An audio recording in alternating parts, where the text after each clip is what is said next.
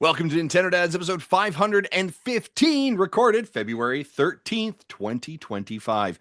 On tonight's episode, listen, we're going to be really honest with you. It is a pretty dry news week for Nintendo, but listen, you've been sending in all these amazing questions for the last several weeks that we've sort of been putting off. So guess what we're going to do? It's a mailbag day. That's right. We're going to dive deep into the mailbag. We're going to answer all of your questions. So it's a community-driven content show, and we're loving it. Hey, Jesse, cue the music.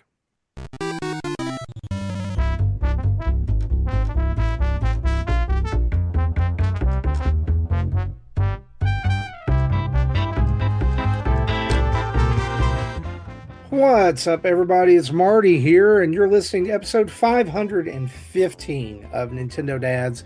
Again, it is February 13th, 2025, and it is quite possibly the slowest news week for Nintendo in quite a while. But hey, we're waiting for Switch 2, so that should come as no surprise.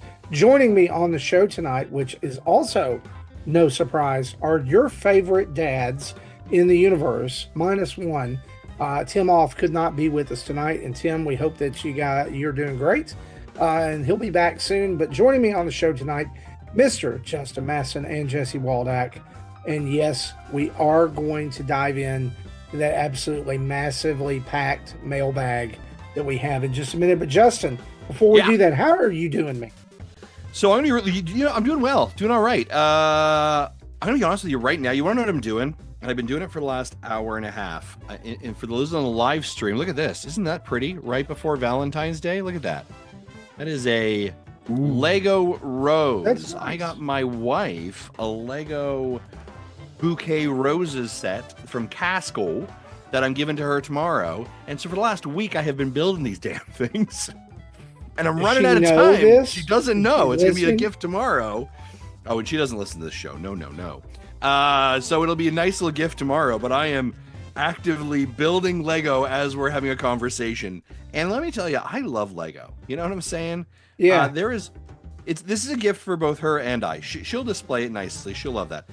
Lego for me is like if I am stressed out or I'm like my brain is not working. Yes. I go and buy a Lego set and I just like sit for, however long, and it like just relaxes me. It's super zen. Like you zone out. Totally. You just follow the instructions. It's great if you can like have some music on in the background or you're in a comfortable place. As we were preparing, now I want to build a Lego set. Thanks. Yeah. No, you're welcome. As we were preparing for the show, I was down here starting the Lego. And I had on Silicon Valley, the comedy, sitting here doing that, just listening, zoning out, having a little Slurpee, chilling. So yeah, doing all right. How about you, Marty? How are you doing? So I'm better. I'm getting there. We're on like week 3 of flu recovery here, or well, I guess if you're timing it from the day that I first got it. And all the people that I've talked to say, oh yeah, that cough lingers, 4 to 6 weeks. And I'm like, no, I can't do that. I can't. I am now to the point where I can actually like lay down and sleep through the night. So that's great. Nice. That's without like large amounts of water or lozenges or whatever. But man, yeah, like still just like it feels like there's a little tickle in the back of the throat. Like there's something there and there's a wheeze. Yeah. And it's just my voice is not like 100%, but I don't feel like I'm going to nice that like I did that. But week. it wasn't COVID then, eh? No, absolutely not. Flu A. Wow. And terrible. Terrible. Don't recommend it. Wouldn't wish it on my worst enemy. Speaking though of people who aren't my worst enemy. I was like, how are you transitioning this one? Nintendo Dad's Employee of the Month, 8 years running. Mr. Jesse Waldack, how are you, buddy? Overall I've been better, but I'm here today, so it's, better than it was a few weeks ago where I wasn't even here that day. I was behind the scenes, but at least I'm well enough to be on camera today. Nice. I would like to make a statement here. You just said it a second ago, Marty. Nintendo Dad's 8 years running Employee of the Year. We are now at over 10 years, and we don't seem to be bumping up that moniker. And I do there was a believe couple that, of years that he was off. I mean, just He just wasn't on it. Yeah, I mean, I would say, yeah, a couple weeks ago he wasn't feeling well, so I think that definitely we shouldn't give him any more 10 praise. years running. 10 I'll give years. him 10 years. I'll All give him right, 10 fair years. enough. Fair enough. I think that's very noble of you. And again, reflective of his years of service and Absolutely. his Meets Most performance review that he received recently, Yeah, absolutely. publicly. Yeah, Hmm. yeah. Cool. Thank Cool, you. cool, cool, cool, cool, All cool. right. Heck Well, yeah. with that being said, we've got no news and a ton of questions. Oh, that's not We're true. We've got some news. We've got a we've got couple of just news. we've got, as Winnie the Pooh would say, a smackerel of news, and so we're Smackerel. going to dive right into it. Let's do it.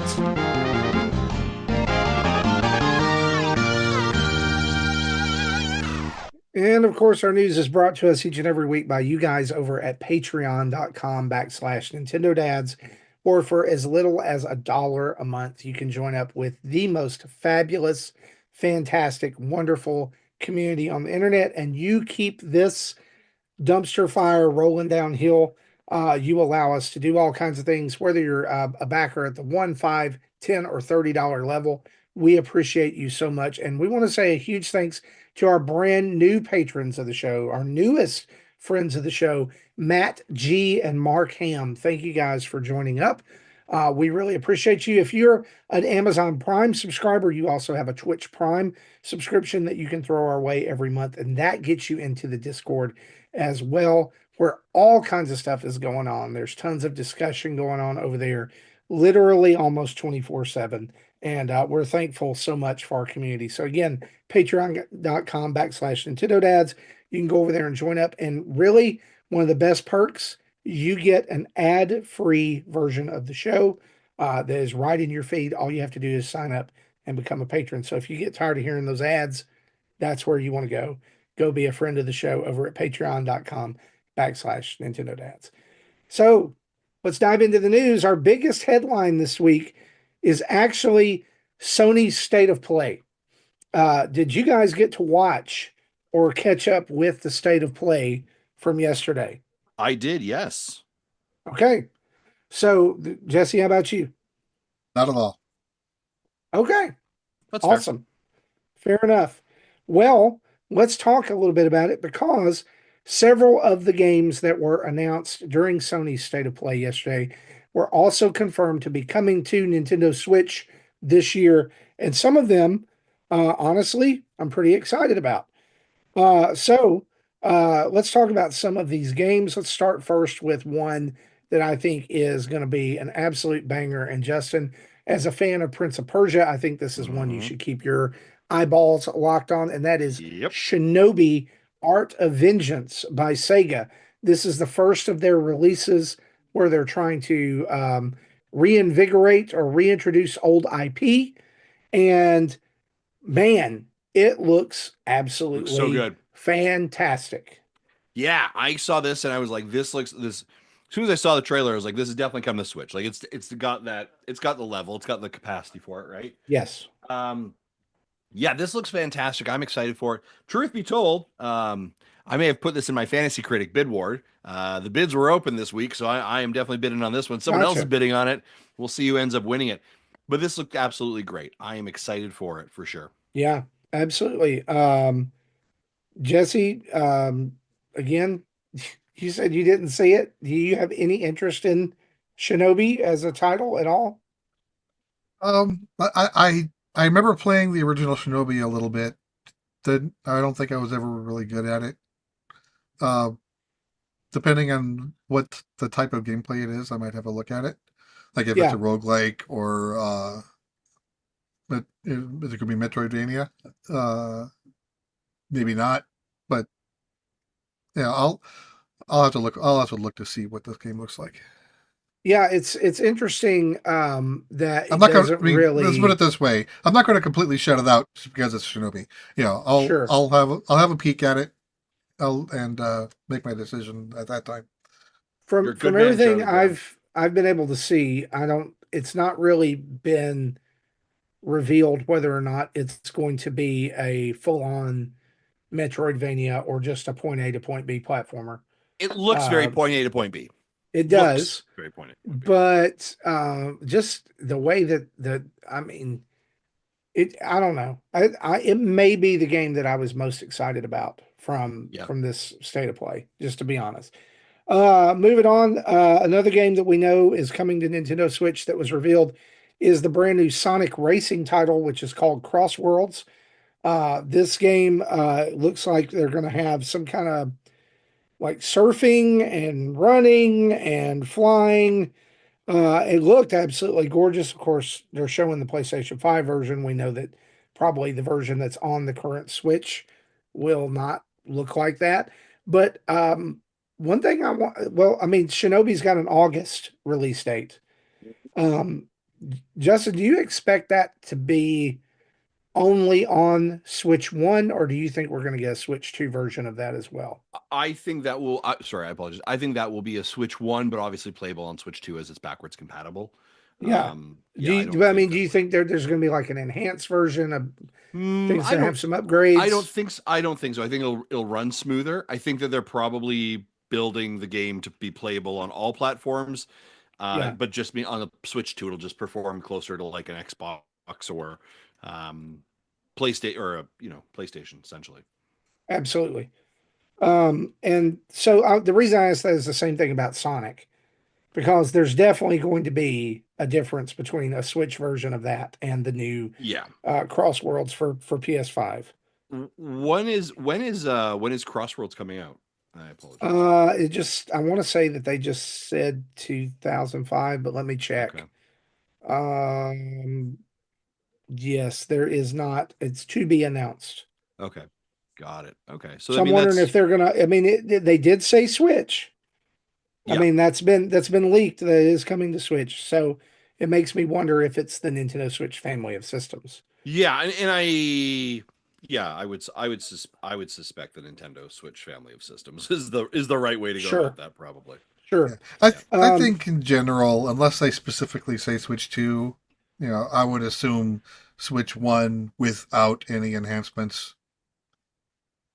for yeah, Switch 2. Nice. right. We're gonna take a pause. We're gonna take a pause. Uh, she's Does that gonna not what? look does that not look good? I Chat, Yeah, can do. you do we ever it works really good for the audio version of the show. Yeah, I was gonna say, okay. Listen, audio folks, I'm showing off this lovely Lego rose bouquet that I have just created for my wife for tomorrow. It Is looks it is it great. Did it come with the vase as well? no, that is a mason jar that I have Well, that's in my okay. basement. It's okay. I thought that looks nice though. Yeah, A mason Yeah, jar. a mason jar indeed. Yeah, it does. It 100%. does look good. I appreciate you showing us that. How long Thank did that you. take you? I did it over several days because I was busy. But I would say if it was just like speed running it, say about an hour and 15. Okay, not bad. Oh, that's not as bad as I Nice thought. little build. That was, So, um, and just for reference, I apologize. Sorry for reference. 822 pieces. A ooh, bouquet of roses. oh, that looks great. That Yeah, looks right. great. Looks really good. I mean, it Costco. turned out like the actual, end result turned out great too. I hope she Yeah. loves it. Thank you. Couple other games that we know are coming to Switch as well. I'll save kind of the one I kind of thought was a surprise until the end. But Justin, I know you're a Yeah. fan of Dave the Diver, I am. and we are getting Dave the Diver DLC Yep. that fits in with the Like a Dragon series. Yep. And it made me wonder, is that DLC going to be PlayStation exclusive, or is it coming to Switch as well? I believe I saw it was coming to Switch also. And I think that's sort of the catch of it nowadays is like there are so many Switches out in the wild, right? That to kind of cut that off at the knees is not a great idea. So I'm not Yes. shocked that it's likely. Nintendo Life is reporting that it is coming to Okay. Switch in April. Yeah. So And there you that and go. that So, logically makes sense. there is is there not one Like a Dragon game that is on Switch now? Yes, came out in October. Yeah, I think Yes. Correct me if I'm wrong, chat. I think the first one, Yeah, it was or very at least a recently. remake of the first one. Yes. Yeah, it was very recently put out. I want to think it was October. Yeah. That one was kind of a surprise, but the one that really shocked me that we're getting on Switch is Onimusha 2 Yep. remaster is coming, has been announced that it is coming to Switch, as well as Xbox, and ironically, PlayStation 4, not PlayStation 5. Really? It literally in the state of play said this game will release May 23rd, 2025 for PlayStation 4. Well, that's interesting. It is interesting because no other game really made that distinction. Um, Well, just 'cause a very normally, strange.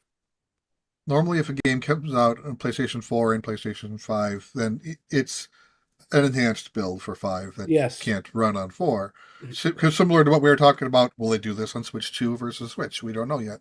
Uh, but yeah, it's weird that this game is not getting a 5 dedicated version. They're just relying on Well, backward and the compatibility point with for it. that for me was you would think if you're doing a remaster of a game that people really love and really want, you would want to do a remaster that is as powerful as it can be.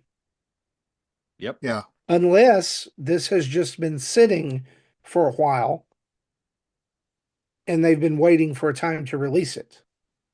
that's Which is possible too. plausible for sure. But I think,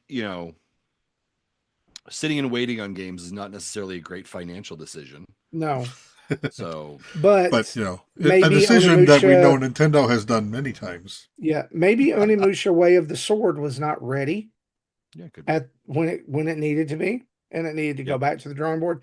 One other thing that I wanted to draw our attention to, not necessarily that it's a Nintendo related thing, but I want to spin it in a Nintendo related way. One of the games that was announced during this state of play was Days Gone remastered. And one of the things that it mentioned during or the person introducing it mentioned during the footage was that if you already own this game, you'll be able to buy this upgrade for $10. Interesting. And that it will add the new mode, it will add the new, whatever pack and new features.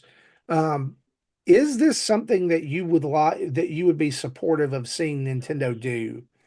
Like, say the Switch 2 comes out and it's like, hey, if you have Breath of the Wild, then you could put that cart into your Switch 2 and pay us $10. And now it's going to be 60 frames per second, 4K. I And we're going to add a new dungeon to so that. We're I going to add a different part of the story. yeah, it's a great question. So I think a couple things. I think we talked about this before. I remember transitioning from the Wii to the Wii U that if you wanted to pay like I think it was like $1 a game, it ended up like Well, now some H. of them were more What was it? expensive.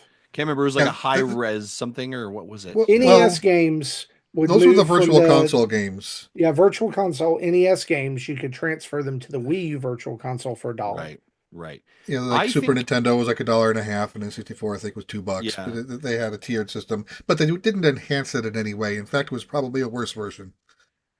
Yeah, I think so, Marty, to answer your question, I'll answer in two folds. I'll answer from what is probably maybe the best option for the business, which would be yes, pay us the $10 and you get the, upgraded deluxe version of Tears of Kingdom or Breath of the Wild on the Switch 2.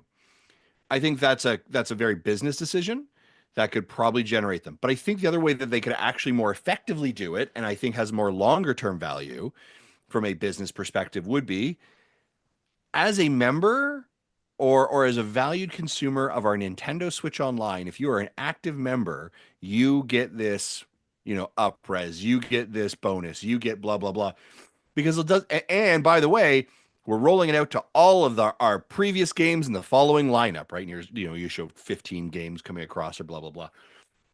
Because then that becomes a turnkey in relation to Nintendo Switch Online, and that's something that they want to continue to end up increasing usage on, and they want to continue to increase value on. And I think that that's one of the ways you could do it is, and you offer a new tier, right? Nintendo Switch Online deluxe, whatever you want to call it, right? Which is PS, you get GameCube games, you get DS games, and now you get enhanced versions of Nintendo Switch games, all for one price of blah, blah, blah, blah, blah. Right? That's what I think that would be the most logical thing for them to do, and probably the most consumer friendly thing for them to do as well. Um, yeah, I don't know. Would be very selective about like if there was indeed an extra cost to upskill certain or up res or whatever you want to do games, I'd be very cautious on it. Yeah, that's a good thought. I just think that, for the most part, when they've done this, it's been very few games, if you notice that. Mm-hmm. Last of Us, maybe Horizon Zero Dawn got that treatment as well. Maybe I'm wrong. I think Yeah, I maybe think they I'll, just I think, and even third party, I think a number of early PS5 games or late PS4 games got a PS5 upgrade path. That for ten yeah. dollars you get the upgraded version. And So it's and I don't definitely not unheard of. if it's an older game like that's been out for a while, like Days Gone, I don't know that I really mind this. But if it's a game that just came out, and it's like, oh, it's been out, but now you can pay $10 to up-res it or whatever. I've got a problem with that. If they Yeah, did that with Onimusha 2, if Capcom suddenly was like, oh yeah, by the way, there's a $10 4K 60 frames per second patch that right. adds all new textures. That's kind of slimy. But uh, it's interesting to see that if Shinobi is a Switch One game, and if Sonic Crossworlds is a Switch One game, we've now pushed third party for Switch into August, Mm. and we don't know where Sonic Crossworld Racing Crossworlds falls in that. It could be June. It could be September. Here's why I think it's TBA, a little conspiracy theory. Okay. I think that they're waiting to see what the release date of Mario Kart 9 is. Oh, That's, interesting. yeah, I can see that. I think that It's a great as call, soon as actually. that direct is over on the 2nd of April and we get that Mario Kart release date, which I really believe we're getting that day, you're gonna see a Sonic Racing Crossworlds release date pretty soon after that. It's a great call out. Great call out. One other question I had from this, and it's a totally different game we've not talked about yet. Borderlands 4 was revealed during this trailer. Actually, it was shown again, and the release date was given for Borderlands 4, which is pretty soon. It's pretty close. Do you think that Borderlands 4 is going to you think they're getting it ready for Switch 2? Yeah, I mean, I wouldn't. every Borderlands game has come to Switch. Yeah, I think you're right there, Marty. I don't think it'll be whether it'll be a 2025 release. I don't know because they did give the date of I think September, early September for 2025. But you are right. Every Borderlands game has made its way to the Switch. I would argue Borderlands 3 was about 2 or 3 years later than when it was released, and so I think that that's a bit of a challenge for them.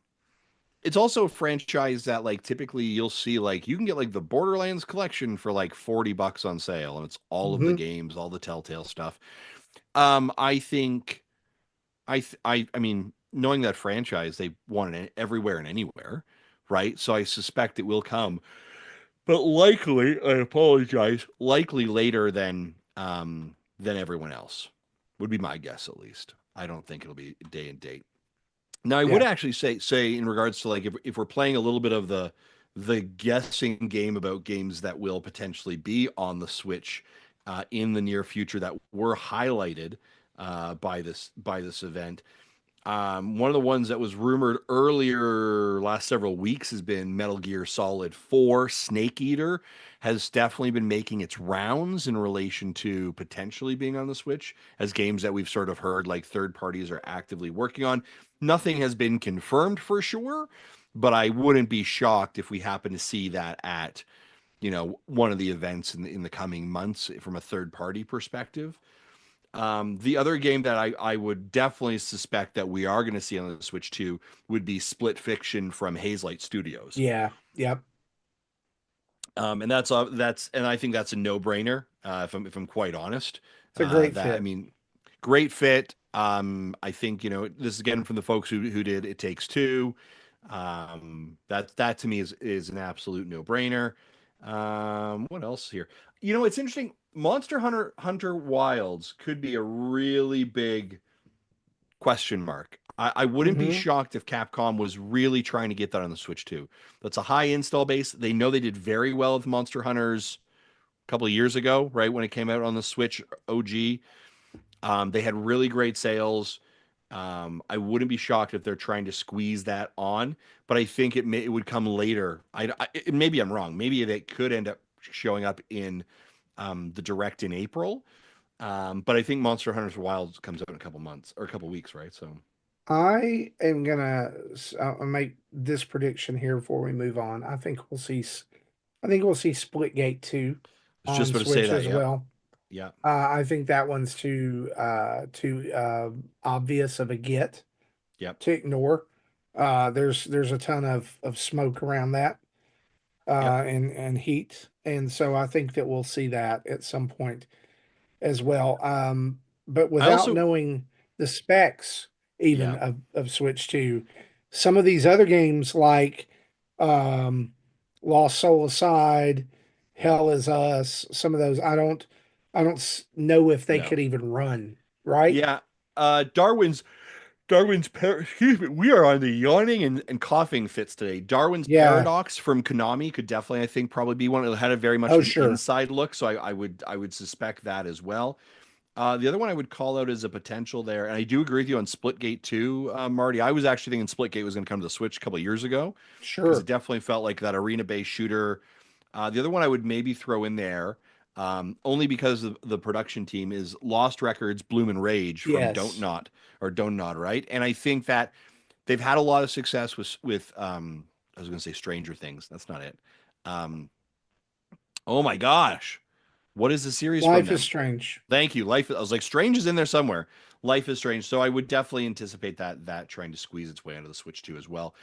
I think this is the interesting part, and I think this is funny when people are like, well, "You're a Nintendo show. Why are you watching Xbox? Developer directs or state of plays?" Because we're now at a really interesting stage that as pundits in the industry, we can actually start going, yeah, that's probably a Switch game. They're not going Yeah. to announce it to be a Switch game there, but I will by the way just make a statement that when Shinobi was announced in the event, we got a PR release about 30 minutes later that says, then it's coming to the Switch too. So you watch some of these events, these showcases, knowing that very likely this could be coming to the Switch as Yeah. well. Exclusivity with Sony is a little bit different. I think if you're looking at like some of the stuff from Xbox is very much a let's try and get it as far and as quickly as we can to everywhere as possible. So their strategy is a bit different. But I think the thing that I took away from both the developer direct for Xbox and the PlayStation showcase this week, if you are a fan of video games and you have any of the consoles right now, man, you're eating, right? The Oh, industry right yeah. now is cooking, and we're in middle of February, and Nintendo hasn't shown its cards yet. So if you are again a fan of games, man, there is a ton out there for you. I'm gonna be honest, watching some of the stuff, I was like, I may have to consider myself getting a PlayStation soon. There is some pretty interesting I'm not gonna do it. Not gonna do it. Maybe I will. No, I won't. But what if I did? But it'd be funny, right? Um, there's a lot of great content out there. Yeah. Absolutely. Even that, like, the only criticism that I would say is that some of the AAA third party games are they're very much starting to look a little samey. It's like, oh, it's combat where you dart around and watch the pattern and then attack, just like Elden Ring, just like Final Fantasy Yeah. 16, just like this, just like that. So the games that stood out to me were the games that visually were a breath of fresh air. Like you said, the what was the octopus game? Darwin's From Paradox. Yeah, that one, Shinobi, so Patapon 3. I was like, oh crap, that I'm excited to finally get to play that. I never played it on PSP. So some of those, even the oh gosh, the the balloon game, the Don't Nod game. Oh, yeah, I got it. Lost Records.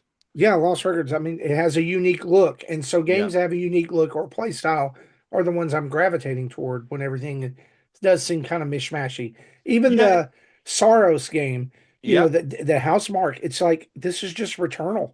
Yeah. Yeah. It's Yeah. just Returnal with a guy. And it's interesting because like it's funny. I'm looking at the IGN's got a great visual of all the games together. If you put like Lies of P Overture, Lost Souls Aside, Hell of Us, Tides of Annihilation, Mind's Eye, and where's the other one? Stellar Blade beside each other and just took their titles off. Like they all have this sort of this look, this very distinctive Yep. sort of look to them, which listen, they sell well, right? So Well, I mean, Stellar Blade had a half naked woman in it that yeah, I you mean it's going to control sell most of the time. It's decent, going to sell. right? It's going to sell Right. decent. So yeah, so that's our Sony section of the show. Uh, but I do know that, I mean, the reason we brought that up to begin with is games from that showcase are coming to Nintendo Switch, and we're Yeah. excited about those. Whichever version of Switch that they land on. Yeah, and We'll whoever threw down Shinobi as fantasy critic, let's see how much you put down, right? Who's gonna blink on this one? It's already absolutely. in. And speaking of games, two updates that we want to give you is right now, Wario Land 4 is available for the Game Boy Advance app if you have the expansion pack for Nintendo Switch Online. Um, this is a great looking game, one of the more creative Wario games, and so you can check that out. Should make a fabulous Valentine's Day for you to sit down and play Wario Land 4, which is why they released it. Also happening Valentine's weekend, and if you're listening to the audio version of this podcast, it's going on right now. The 45th Maximus Cup is happening right now in Tetris 99, featuring Donkey Kong Country Returns HD. It begins Friday and runs through February 18th at 12:59 a.m. Eastern Standard Time. So again, all you have to do is get 100 points, and you get that theme, and then you can play as like you play Donkey Kong Tetris anytime you want to. There you go. I would really be interested to know if anyone that listens to our show has all 45 themes, Ooh, because I have missed several, yeah. and So some have of I. them I regret because they're just not bringing them back. Yeah. But like I miss the NES Tetris one, and I'm kicking myself because Can't you like earn points and then buy them in you the can, but game? they only have certain ones available in the Okay. shop, Yeah, you can't and buy they're all of them. Jerks. ridiculously expensive. They're like 30 points or 30 coins, Boo. and it's really hard to get that many. Boo. So that's our news. Let's drop into our discussion time.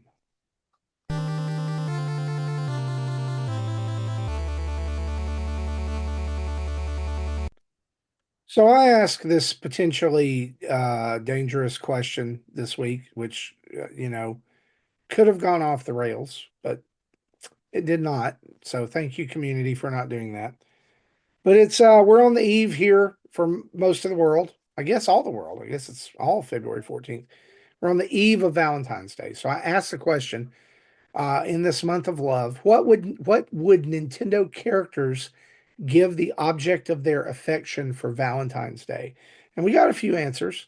David Bilek, very prolific answer here, says Kirby would give a strawberry shortcake or a big old tomato with an M on it to his buddy DDD. Link would give his Valentine Epona some dry roasted Korok seeds. Don't know what happened to Zelda there, but hey, we're not asking any questions. Fox would give Slippy a chocolate Swiss roll and say, do a barrel roll.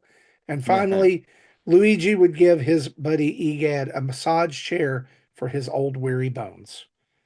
The fifth turtle, Matt Burke, says Donkey Kong would give chocolate covered bananas. Fair I like enough. that one.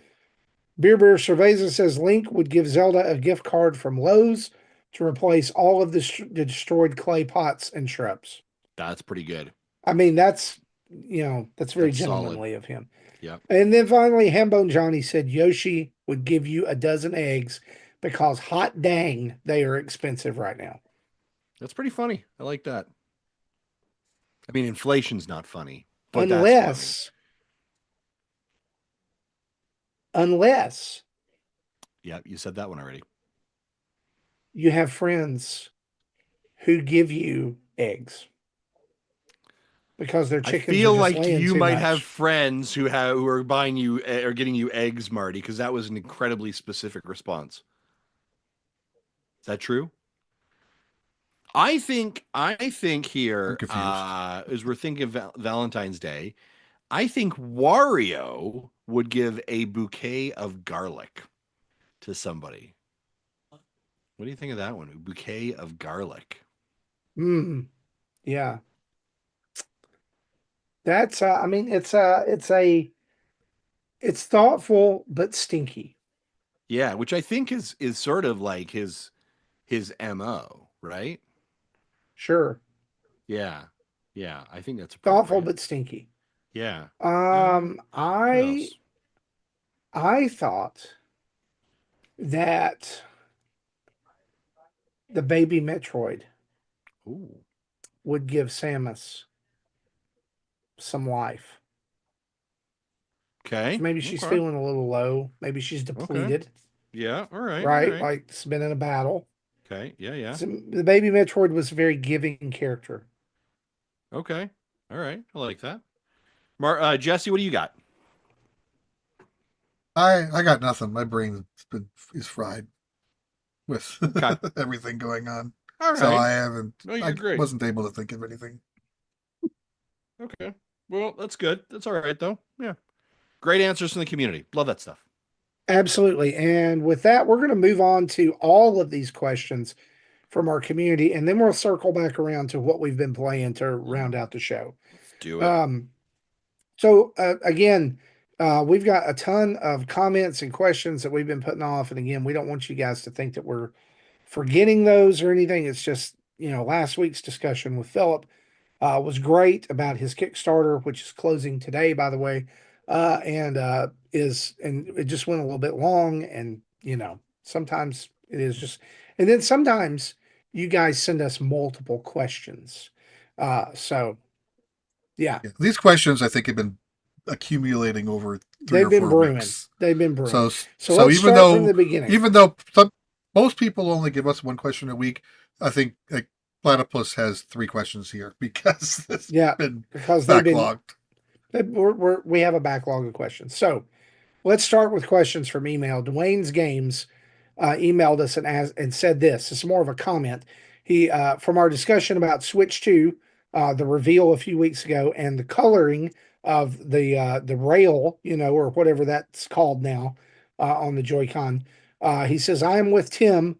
The Switch 2E right Joy-Con will be neon red. I guess we will find out in April. I like the Switch 2E. Okay. That's funny. Switch 2E. I do like that name. That may be what I call mine anyway. I don't know. Patrick in Kentucky via email says, hello, Nintendo studs. Oh, I like that. Oh, my wife doesn't even call me that. Anyway, here we go. He says, I was wondering if Nintendo decided to randomly not release the Switch 2 and stop making games, which console would you switch to?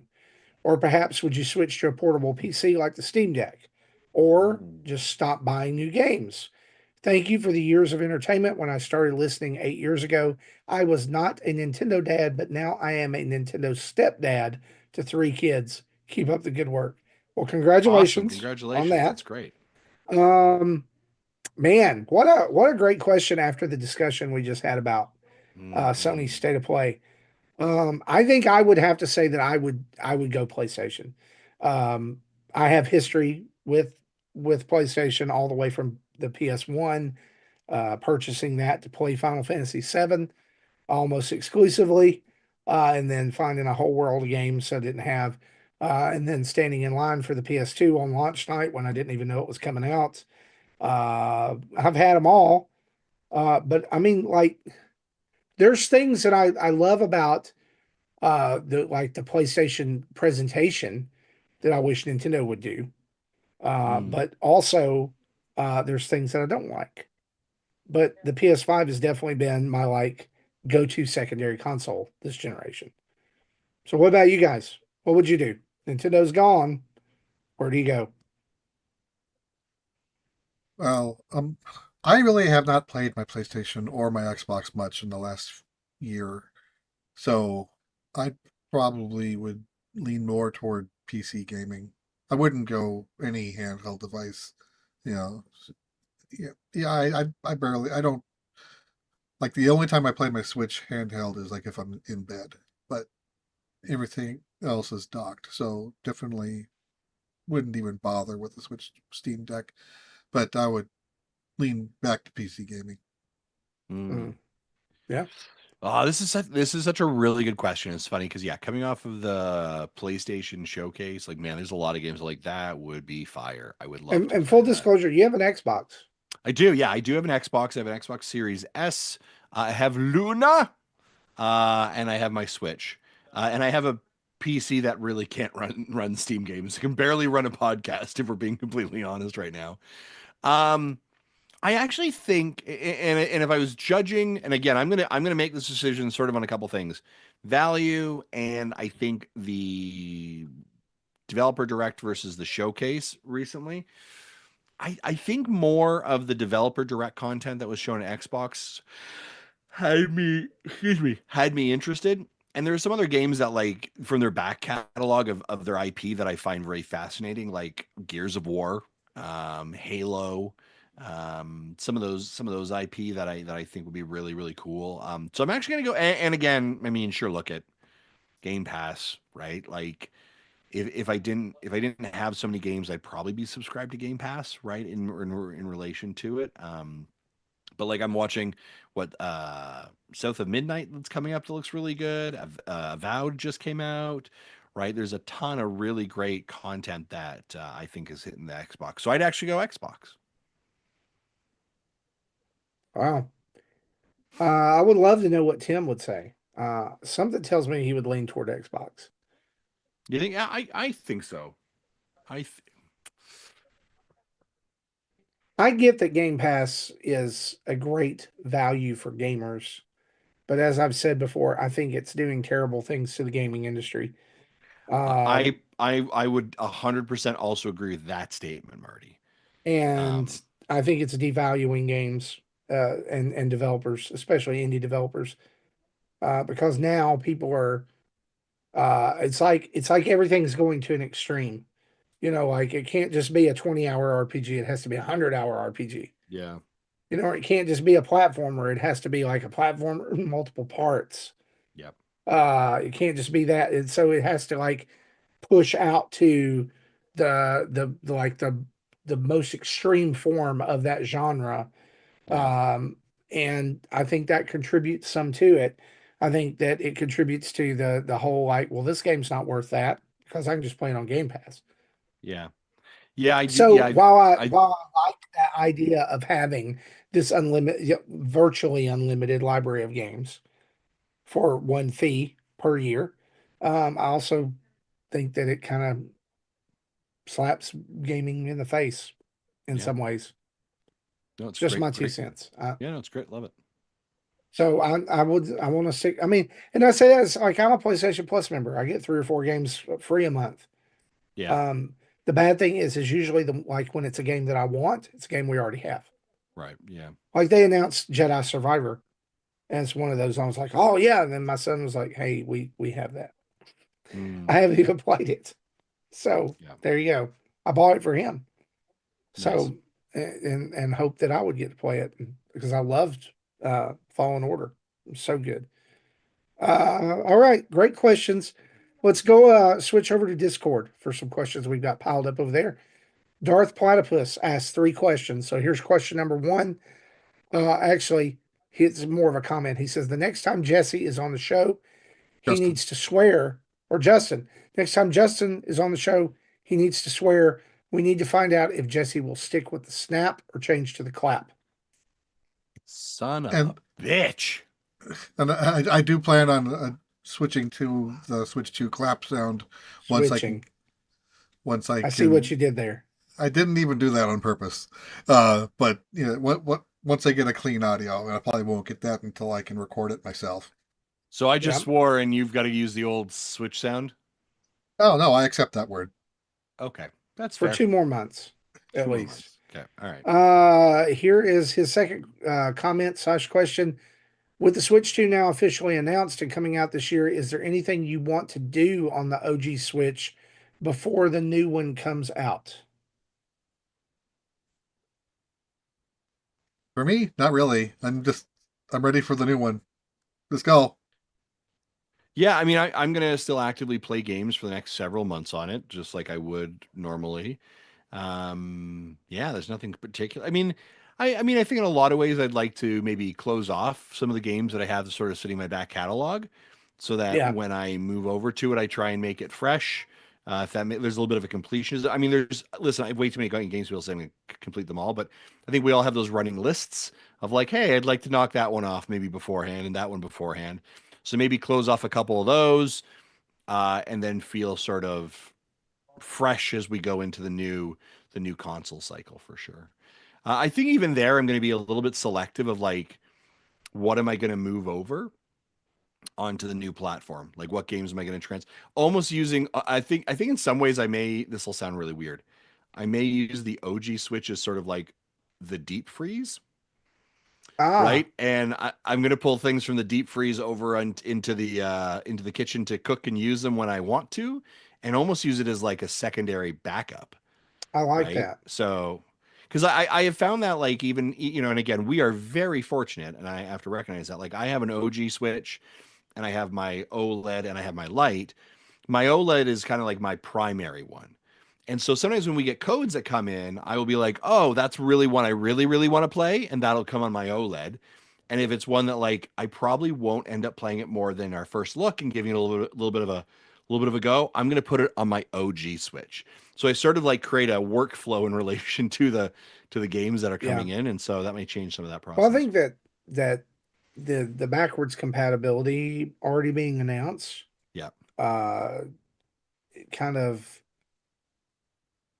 I won't say it cancels out this question, but it definitely I don't feel as urgent, right? Yeah. Like when the Switch was coming out and I had Wii U games that still needed to be finished, Yeah. and there was no pathway mentioned for what was going to happen there.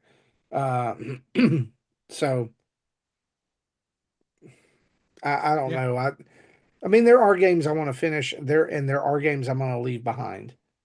Yeah. But I think that I'm just going to be glad that the library carries over. Yeah, I really excited to see that. And again, so that means when you buy a Switch 2, you have got one of the best video game libraries at your fingertips Yep. instantly before they put out another title at all, If you're like me right? and Jesse, and you have every Jackbox game pack that has been announced, then you Right? have a party machine right there. You ready to party? Let's party, party. Unz, unz, unz. Da, da, da. Yeah, Uh, because Dar. I Oh, go don't ahead, plan on Jesse. having like two docks connected to a TV. So when Mm, the Twist 2 comes, I plan on getting, putting one dock here at my PC, getting a second dock, putting that on my main TV behind me, Yeah. and I'll probably never touch my OLED again. But on the other hand, I don't have any plans to give it away or sell it off. Yeah, yeah. I'm not going to get rid of So my old I'll Switch. hold on to it, as a I'm kind of a backup. But that it'll probably just go into a drawer and forgotten about. I do wonder if, like, in the whole like transfer, like, am I going to be able to like pick up Switch 2 and sign into my Nintendo account, and all of a sudden it's like, here's your library. You can choose what to download here. Or are they going to make me do a full on system transfer that's going to take oh hours? And if so, then Justin and Jesse and me, our theory of keeping things on the back burner or in the deep freeze, as you might want to call it, is busted. yeah. Well, I I remember when I bought the OLED and did a profile transfer from my OG to the OLED.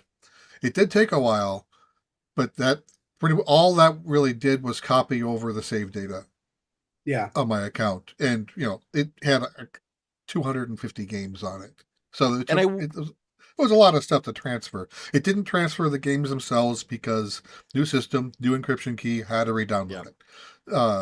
And that's fine. But I but yeah, I it I probably still I, will be a long process for that migration. here's a couple things. I wonder if it's also going to do now this is your primary Switch account, right? We've seen the Switch primary account problems before. I hope, Marty, my hope is literally what you said is I'm opening up my Switch, I'm turning it on, I'm logging into my Nintendo Switch ID, right, which should continue, and then I can literally just go to the shop and be like, "Yep, there's my library, download, download, download." Yep. Right? And That PS, those saves should be in the cloud, right? right. If you didn't want to transfer it locally and rely on the Yep. cloud, that's fine. But Pokemon games, no cloud. So remember that. But most That's most why I don't games play do. Pokemon games.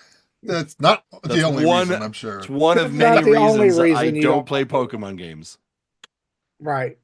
Darth asks us one last question. He said, as we move into the era of Switch 2, what would you change for directs going forward? What would you change for directs going? I miss the era of uh Bill, Reggie, and Awada doing live skits. Hmm, Well, yeah, not critical, but they were still amusing. that's a good But point. other than that, I wouldn't change anything. Just keep everything the way they are. Yeah, Infrendo that's says a more puppets. more puppets. Yeah. Puppets are always the answer, but guys realize, or just remember, the reason that we had all of that back then was because they didn't really have any games to show. Yeah. True, it was the Wii You U know, era. and I mean, like, we got classics like Bill Trennan eating all the donuts, Hmm. which I miss. I miss those, That kind of was campy, that was a yokai skit, whatever. right? Yeah, For, yeah. for It Yokai was the Watch. yokai making him eat. But JD Phoenix has a question that kind of addresses this later on about the tone shift at Nintendo. And Okay. so we'll get to that. But that's a great question. For me, um, I think that um, sticking to a like a a schedule of directs is key for Nintendo Mm, because that keeps the hype managed. I also mhm. wish that all directs that were um like game specific would just be made less of a deal. Does that make Mm. sense? Yeah, yeah. Don't like if we're gonna get like a Xenoblade direct, and I'm just pulling that Fire Emblem. If we're Yep. gonna get Donkey Kong direct, whatever, that's great. I'm fine with that. But like, it doesn't need to be one of those things where it's like, hey, a direct is coming 5 days from now. Get hype. Mm. Hmm. Just drop it. Just drop Yeah. it and let the hype be for the partner direct, the indie direct. I definitely think got to keep the indie directs. Yeah. You've got to keep indie world. I think the partner direct is a new kind of interesting thing they're doing to highlight third parties. I hope they continue that. Um, but yeah, I would love to see. I don't know. I'd love to see a more static schedule. Like, hey, Yeah. we're definitely gonna have a direct 4 times a year. Yeah. I think the big thing, yeah, yeah. I think the big thing that I would want to change, and I think Marty, you and I have talked about this before, is sort of previously on directs where it is a really like, hey, recently or, in the last 9 months, we covered the following game and gave it a out in 2025. Here's the dates. And they do that as a sizzle reel sometimes, and you'll get a couple of them in there. But I'd like a little bit more of a follow up of like this game now has a date, and here's like some of these directs is here's a quarter or here's a year. My next update should be here's the quarter. My next update after that should be here's the date. Right? If you're doing that model to be able to get that. And I'd like them more frequently if I'm quite honest. Um yeah. Okay. Absolutely. Let's move on to the next question. These are a couple from Koopa Kid 80. He says, I'm not a big fan of the new DK design from the Mario Kart 9 image that was in the Nintendo Switch 2 trailer and preferred his recent style. My question is, what Nintendo first party character design redesign are you not a fan of and why? Who would benefit from a new look? I'm going to say Star Fox is ready for a new take art style, Hmm. maybe in the vein of a new Teenage Mutant Ninja Turtles Mutant Mayhem animated movie art style. Hmm. Ooh, that's a good question. You know, Absolutely good question. I I'm gonna get hate for this one probably. I wonder if we can make Samus a little bit more no, but Pia, I don't want like skin is what I'm saying, but a little bit more bounty hunter, a little bit more cold, a little bit more so like in some ways I think of like Master Chief.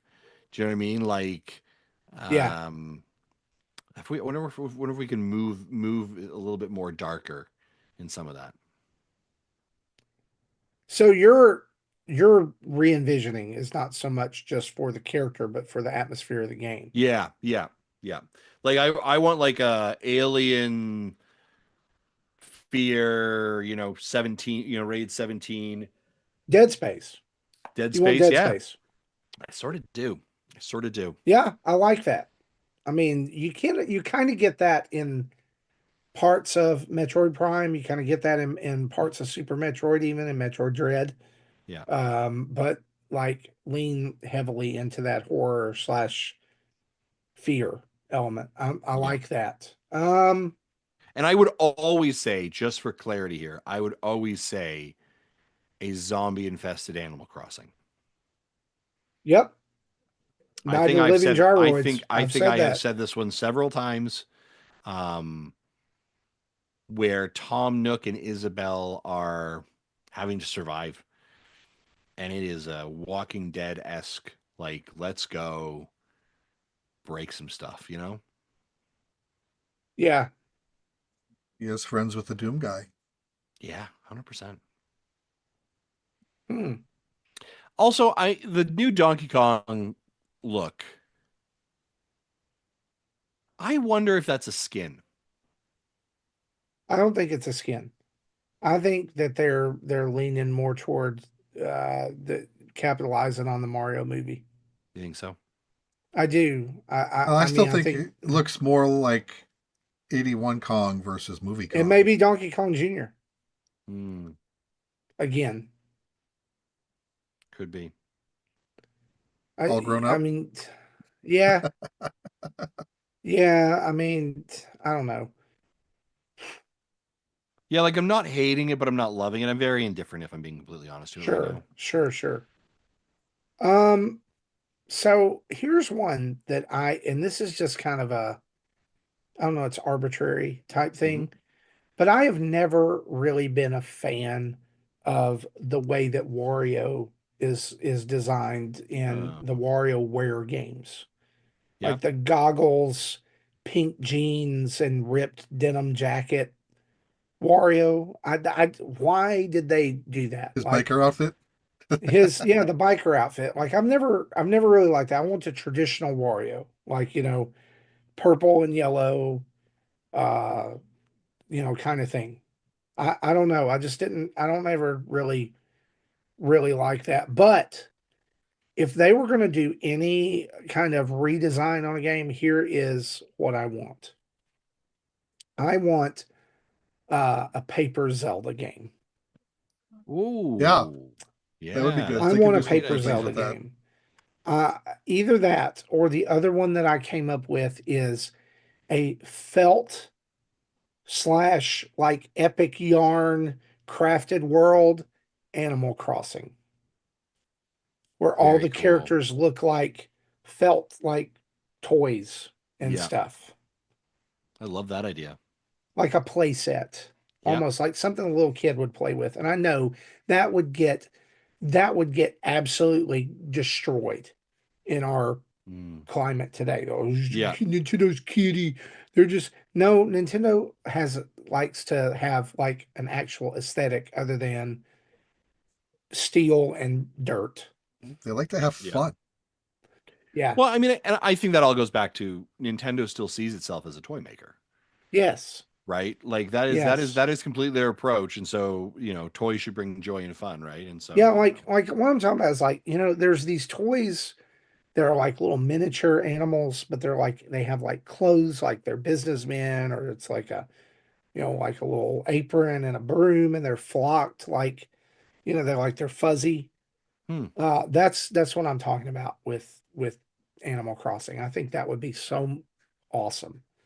I mean, because I think that there was this time that Nintendo, and it was around GameCube slash Wii, that like Mario and Animal Crossing, especially like with the new Super Mario Brothers aesthetic and the Animal Crossing aesthetic, everything got like a little too polished looking, like a little too plasticky, a Yep. little too rubbery, and it didn't have that like pizzazz Yeah.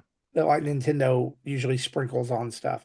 So any of those, like a Paper Zelda or a Crafted World Animal Crossing, I would love that. And then my last one and my last hope is that maybe it's a spinoff. I don't know, but people have said this for a while, like a space-esque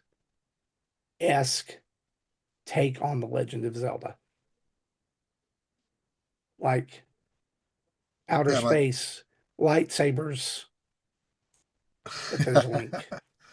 yeah, my first thought was like a cyberpunk Zelda. We've talked Yes, about that before. steampunk, cyberpunk Zelda, that would be God.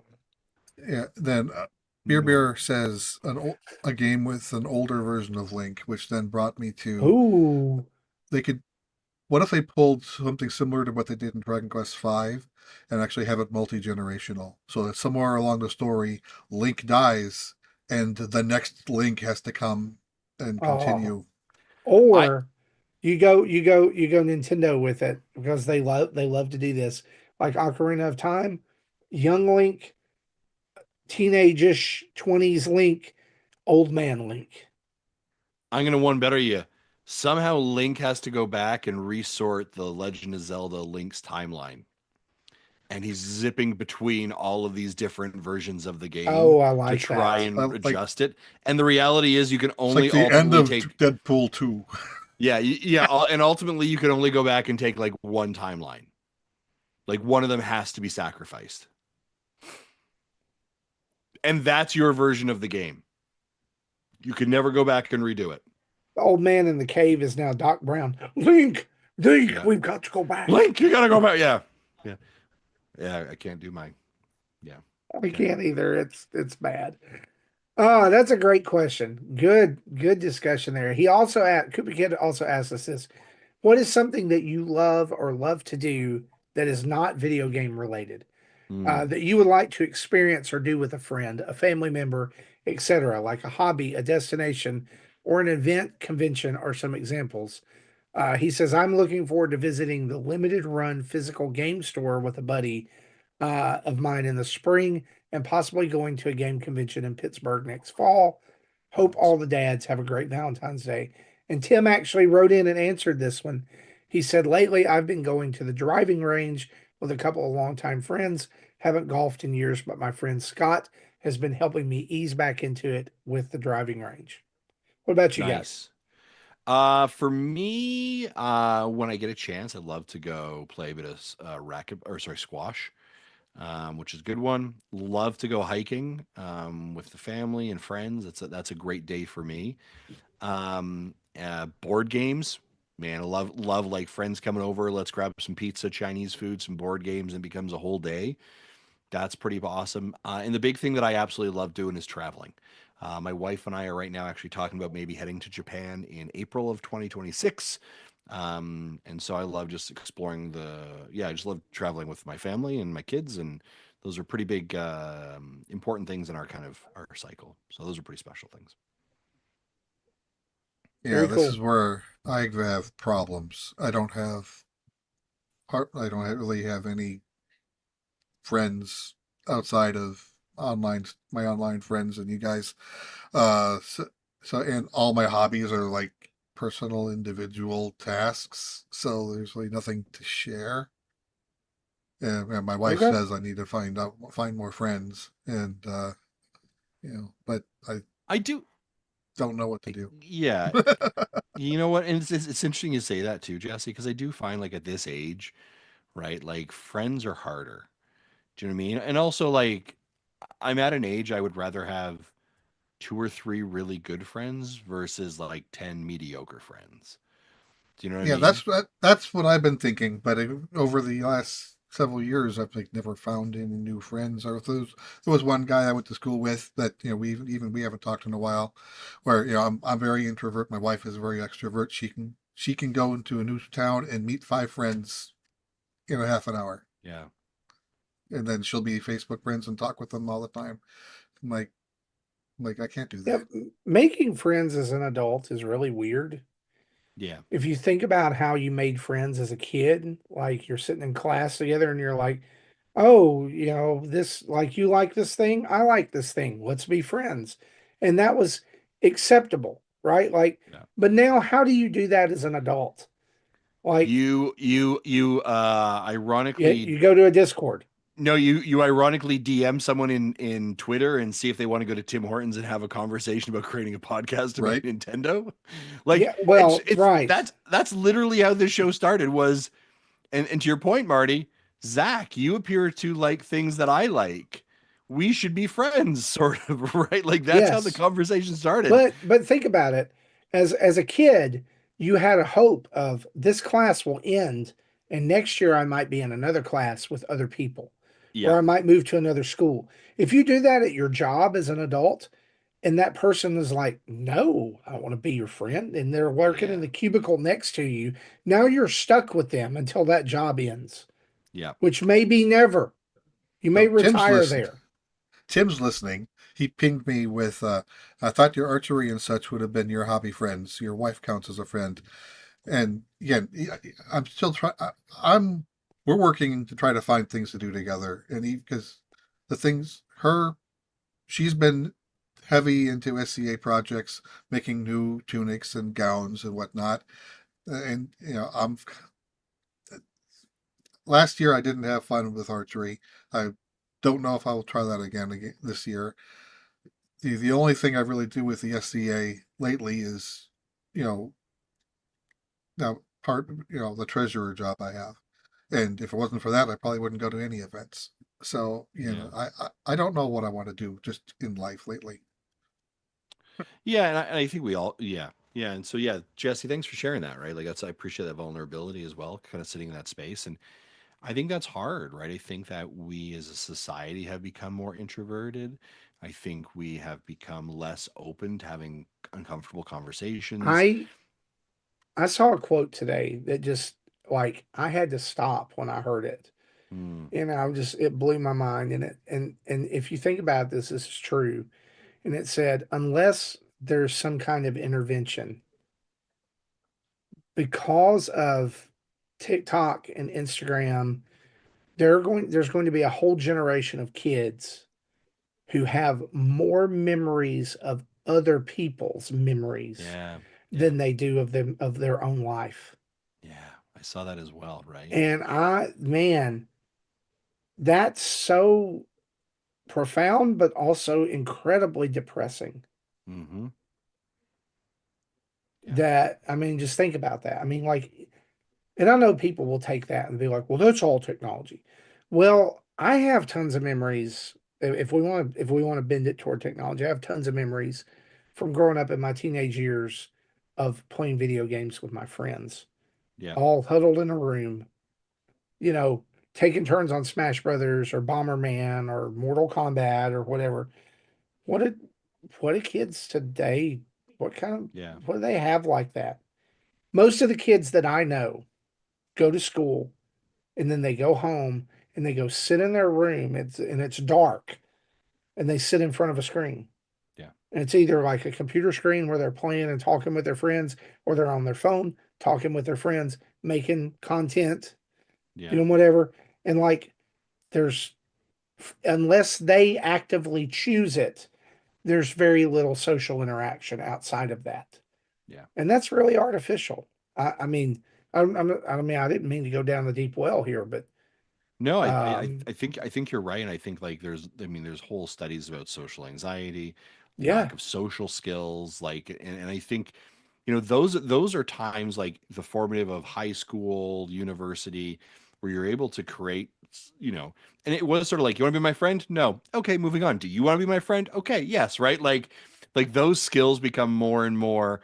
Reminds me of Eden We Zero. If anyone's watched that anime, the main character is like that. yeah, we sort of become emboldened, right? But somewhere along the lines, social constructs, our feelings, our what society says to us, we begin to sort of like malleably change in regards to that ability. And then I think as we become adults, right, we become more, I think, socially isolated. And I think like it is sort of depending on the role, depending on what you do, they become more challenging kind of ruts to get out of, right? And Jesse, in some ways, like I suffer from that as well, which is like, unless, and I say this to my wife, like unless I'm going out to, like, there'll be times I really don't get out of my house other than, hey, I've gone to the grocery store and I've come back home. Like it's unless I've literally planned, hey, I'm going to go to the movies with my friend Jeff, who is not my wife, right? And have a beer with him or have nachos or hang out. Like the intentionality of that thing, we have to be so specific on. Um, I was reading something that like men have to get out and have social interactions like 3 to 4 times a week. And I was like, I'm like, 3 to 4 times a week. I might be 3 to 4 times a A quarter, month. Yeah. right? And, So and I like did. like, but then it was funny. Jody was like, but your hobby is also virtual. And I was like, yep. Right. Like, listen, if we were all in the same place, that would be awesome. Do you know what I mean? Like having a beer and hanging out and having more conversations and beyond a Discord chat or a screen like this. But we also live in a society now where these are also normal things, right? Of, hey, I'm going to game with my friends and we're all in different places around the world and we're all playing a game. Like the virtual socialization has become a normality in relation to how adults work and breathe and exist. And so that is transferred into children as well. I'll get off my mm. soapbox now, So I did We need think to have of Zach on to talk about that. right? right.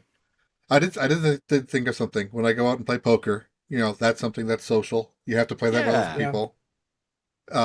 I try to involve my wife. She isn't interested, and I try to involve my kids, who is old enough to join me. It's an eight. At the bar. Yeah, I think you need to be 18 to play at the bars I play at. So Yep. they all qualify now. They're not interested. So I'm kind of stuck with the jerks that are there anyway. And Yeah. again, most of those people I don't care to like. Yeah. Some of them are cool, but it's like a lot of pre-established cliques that you know just as a whole I don't want to be involved in that. And Yeah. that's the thing too. Like I think that we warn kids so much about clicks, right? At least I do, as somebody who deals with a large group of kids on a regular basis. And then adults, we just go and do that, Yeah. right? It's like we find our two or three people, and it's like, yep, we're just going to hang out with them. But I think there's a difference in like finding those one or two people, like you talked about, Justin, and saying, I'm going to invest like a whole lot of time and a whole lot of effort into this Yeah. relationship. There's a difference in that, and then saying we are this group and we're not letting anyone else in. Yeah. And I would say like I think there's like layers of friendship, right? Like I have 2 to 3 people that are like deep level, right? Which is sort of the 3 o'clock in the morning call, right? You wake up and someone calls you at 3 o'clock and says like, I need something. I'm on my way. Like, do you have those type of people, right? Where you can sit in the muck, you can sit in the joy, you can celebrate and share life together for everything, right? These are maybe the folks who you call aunt and uncle, but have no blood to you, right? But it's that kind of relational component of it. Then there's the other ones that are like, and I have another group of friends which are sort of like the casual, like, hey, how are you? Well, awesome, cool. What are you doing? Do you want to go to see a movie together? Like your conversation or your relationship is probably based on the hobby or interest that you share together. Right? Hey, I like Marvel movies. Let's go see that. Right? Like there's sort of that level of I don't mind you and you're cool and we'll hang out together. Right? And then there's the other level, which is um my spouse gets along with your spouse, but I don't like you. And you just have to be dragged along. And so we have to play together and be nice to each other. But I don't really particularly care about you or your life. But our spouses, they are awesome. But Some you're of my sort wife's of, friends are like that. yeah, She's right. friends with a friend, and then I show up, and I'm like, I don't care for him. Yeah. Yeah, exactly. Right. You're like, listen, we're here not necessarily for, but you play nice. You play nice together. Oh yeah, I Right. behave, but You're kind, but you're not particularly vested or interested in that. Right. So, yeah, I've been I I've said many times I have a bunch of Lego sets that I've bought and haven't touched. So I was thinking if I could, you know, ask if my wife would like to do that together or something we could do hmm, together. Don't know if she'll be interested in that until I ask. yeah. Just be try to find more time to spend together. But again, she's got so many SCA projects that I would be in the way if I tried to help. Yeah. So I Mm. stay out of her way, Yeah. Well, that leaving and me to you my own mentioning devices, and then she says I spend too much time alone. you mentioning Lego. That's mine. That's outside of Mm. Nintendo, outside of video games or board games. That's another one. Love those. But ironically, I you know I hate the outdoors. They are my mortal enemy, except in the fall when it's cool outside and I can go sit around my fire pit. I love to sit around a fire when it's cool outside and just, you know, take it in. We bought a fire pit like at the outset of the pandemic, and we used that fire pit a lot Mm. during those early spring months and stuff. So there's like two times a year where it's like it's really the perfect condition outside for a fire pit. So I love that. Great question. Zablanc, Lots of also I just want to say is lots of like I'm just looking at the Twitch chat here. Thanks for everyone who's joining in. Lots of like great conversations about this too in here as well. I see good. Banshee, right? I see Ninfrendo, Ebicel, Mecha Dragon, Beer Savisa. Um, yeah, again, just Mikey Berg gets in there. Hey Mikey, what's going on?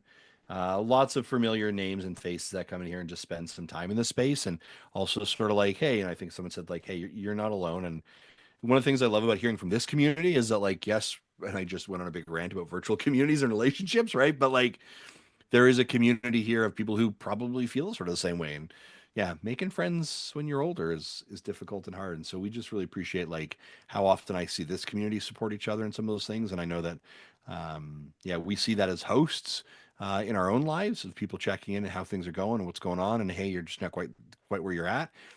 Just want to say like to our entire community, we see those things, and man, we're so appreciative of it. Just to have that level of support and yeah, we may never see you literally face to face, but just those words mean so much to us, and I think also how I see the community help each other, support each other. And So there is a new thank you. room in the Discord for prayers, so anyone who's Awesome. needing some Awesome. can request, and those who are able to offer at that point can do so. Very Yeah, cool. that's very Very cool. cool. And I would say this too to all of our people who are watching or listening, and that is that we as hosts of the show, as official quote unquote Nintendo dads, there's only so much that we can do or we can handle, but we're here for you. And we value each and every one of you. And we want you to know if you're struggling with something, we will always, like, we can be here for you, but it is absolutely not an unmanly thing for you to cry or get some help or just release some of that pressure that you feel by talking to somebody. And you need to keep that in mind. Is that all of us need an outlet for the stress of life, right? And whether that's a friend or whether that's a counselor that you talk to face, or there's now awesome um, ability, awesome offerings for that online. That you can do online counseling if you need that. It's there. You just reach out to people because you Yep. matter. Your life matters. You're not, you're not a burden or a waste. You matter, and you matter to us. And that's not just because you chose to listen to the show or check a box or send a Patreon payment or whatever. You matter because you just everyone has inherent value, and so we're thankful for you. Just know Kim that. says But this you is why we need have the dinner table as right. another place to get You together to talk. exactly, Yep. absolutely. Absolutely. But you need people. You need people in your life who will check on you and love you enough to do that. If you don't have somebody, then now's the time to try to find that. So there you go. Zablanc asks us this. We got a couple of questions left here. He says, what did the dads think about Jesse making a remaster his game of the year? And I would say that in the great words of the 80s theologian Bobby Brown, that's his prerogative.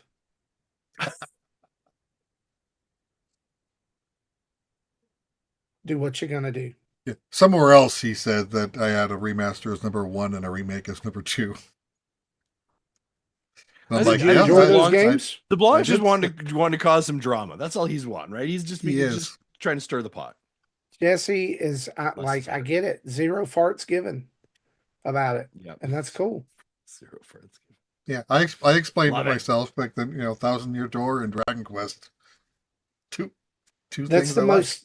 most Jesse number one and number two that there's Yeah, ever been like if you in didn't this show. suspect those were going to be his number ones and twos, like come on now. If you didn't suspect that would be my number 10, get out of here. Do you know what I mean? Like what are you doing? What are you doing?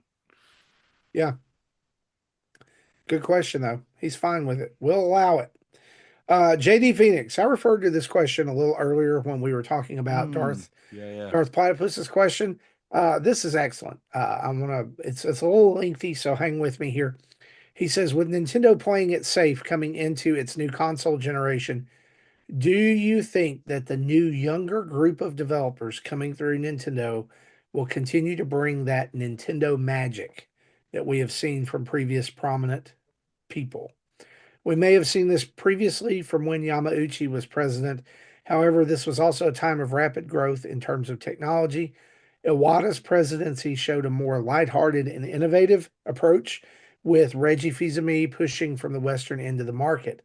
Now that we have moved past that time period, a lot of the OG developers, Miyamoto, etc., have also moved away from full-time development. With the fact that now that the top end of Nintendo has become more corporate and businesslike, with Furukawa and Doug Bowser at the helm, will we see a time again where the magic shines, or will they continue to play it very safe with the Switch family of systems as a success? That's a business Justin question, if there ever has been. I think what I would say is that in regards to software, I think the Nintendo magic is still there. Hmm. And I think that we have seen it very much so shepherded over the last decade to get us to a place that we are. And so, a couple examples that I would think of that I would pull out of your hat or pull out as examples. Splatoon. That's a great example of new developers, new creators coming into that space, sort of being, pushed through the Nintendo system, but coming out with something that was quintessentially Nintendo magic. I would then direct you to Super Mario Wonder, right, which was a great way of honoring some of the amazing history with Mario, but also creating just these incredible experiences that were very new. So I think that the influence and fingers and support that the new developers have had at Miyamoto's shepherding and coaching and mentoring. I think those are intrinsically instilled in the DNA of Nintendo. And I think it goes beyond just Iwata or Miyamoto or Doug Bowser, but I think it's really quintessentially the what it does mean to be Nintendo. And I think some of these things, I think with having a younger president, like the president is currently like 46, 47. Like he's a young, thank you, Jesse. I can see you're going to go check that for me. He's a young president. And so I think with being a younger president, he may be a little bit more in tune potentially with some of the trends within the industry, or have 38. different kind of, sorry, 48. No, no, wrong, Furukawa. Um, He's young. He's young enough that I question what I'm doing with my life. Young enough. All right. okay, Um, 53. 53. Oh, okay. That's still not bad. But still, for a Japanese CEO, that's still pretty young. Yep. Um, I think the magic will still be there. I think you will see it in different corners. I think what you're beginning to not see is the spokesperson, right? Doug Bowser was the spokesperson for Nintendo of America. He really became like a mascot in some ways, like him and You oh mean my Reggie? gosh, or thank you, yeah, Reggie and who was his interpreter who was always with him? Trinan? But Or yeah, Bill Trinan, right? Like they sort of became identities and brands, and in some ways, Kit and Krista, at a certain degree, that became sort of like really the face of Nintendo. And really, they're moving away from someone who is the face of Nintendo, but rather saying Nintendo stands on its own in regards to it, and it's not yeah, reliant on one individual. And occasionally, almost they'll swung the roll other out. ways too far by not announcing who's developing games. Yeah, I mean that's an interesting move together. Also, I would yeah, go ahead. argue this. I would argue that the Nintendo magic that we feel as people in our 40s and 50s is was mostly produced during a time when Nintendo was more corporate Mm, than they are now, or than they were during like the Wii era, during the Iwata era. Furukawa, I mean not Furukawa, but Yamauchi. If you ever read any of the biography, like the Nintendo histories and things like that, was a straight up businessman. He hmm. wanted to Yeah, he make had dev money. teams competing against each other, and Yes, like they would have pitch meetings, and he would, green light one and of th- them, and and everyone they else had to go said back to like drawing boards. they said he was pretty blunt. Like he was pretty like, this is how it's going to be. This is what we're going to do. This is what Nintendo is going to be. If you don't like it, bye. Yeah. So I would say that yes, like there was rapid growth during that time, but it was because Nintendo, the NES, just caught on. It was like wildfire. And so he's there to helm that and the follow up as the Super Nintendo and the Nintendo 64. But then we start getting toward the more playful, crazy toy maker Nintendo in the GameCube and Wii and Wii U era that we know really well, that we've really come to understand as adults. Because before it was like we're kids. It's like, oh, the NES and Super Nintendo and Nintendo 64. So I don't worry so much about the business side of things that way. But Justin, you hit on something that is super important, and that is that prior to Iwata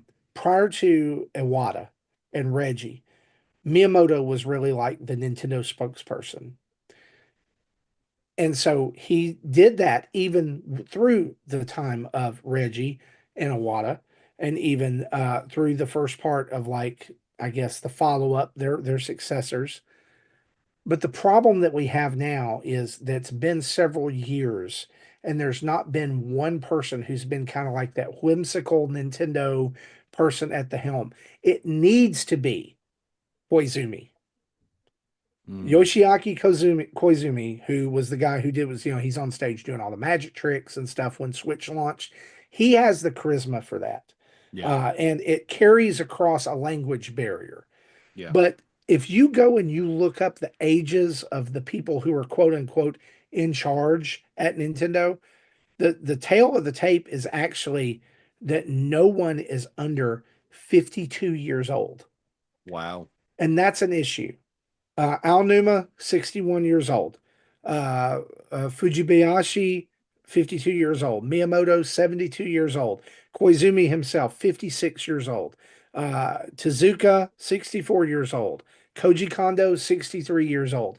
These pioneers that gave us this golden age of Nintendo, this Nintendo magic that we remember, are now all in their 60s and 50s. And Miyamoto even on up there. There's going to have to be a letting go of the reins, but we know that the general public that loves Nintendo is going to have to allow that to happen. Yeah. They're going to have to accept some things that maybe are different. And that's Yeah. okay. Different is good. It can be Yeah. good. And I think as you continue to see Nintendo become much more understanding of their brand beyond video games, and we're seeing it more exposed into like movies and TV shows and theme parks and stuff like that. I think with the IP's increased value, I think that it Yeah. requires loosening of reins in some ways that allows for more creative folks to come in and begin to talk about like what could, how do we redo this? How do we think differently? And I think even as you look at, Breath of the Wild and Tears of the Kingdom, like that took a new ownership. That took like a new group of individuals to think differently on that idea and rebuild and create something completely different. I'm excited to see what Nintendo does. I'm excited to see how they evolve in this space. Um, yeah, I think it's a very different Nintendo than it was, 10 years ago when we started this show, but I think it's definitely grown and it'll be interesting to see how they transition to Switch 2 as well. Absolutely. Kind of Here is our going last. Oh, no, go well. back. Go, One more Jesse. thing. Kind of going back, taking the people out and just looking at the games. It last few years it seems like there hasn't been as many games with that Nintendo magic because we've been getting remakes. They the big teams have been working on games for the Switch 2 for probably the last at least 4 years. So this year, next year, well, I think we're going to start to see some of that come back at the game level. Mm. Because they've had that time. Yes. I like it. And we're going to I get think that's new a great content idea. instead of just remakes. Yeah. Sometimes you have to have those to fill that spot while new ideas are brewing and being fleshed Oh, out. yeah. I am not being negative on what Nintendo has done. I completely agree with what Nintendo has done the last 2 years. I think it was needed to give the dev teams time to make games for the Switch 2 ready for its launch. Yeah. Good thoughts. Here's our last question from Defunchy Bunch from Twitter. He says, it's been a while since I asked a question. Hope this is okay. Looking for advice. I've been enjoying streaming a lot lately, mostly fighting games, but the audio keeps mystifying me. I just have a Blue Yeti mic with a foam pop filter. Listening to your first episode and where you guys are today shows how much better the audio quality's become. No insult intended, though. Great job. Any advice? Is it my old mic? Do I put it close to my face, though I'm a bit loud and can blow out the mic? I can't seem to find a good setting for gain. Thanks in advance. If you don't answer on stream, maybe just a message or links to a good site that would help could be great. Or maybe I can check on the NINDADS Discord or Patreon.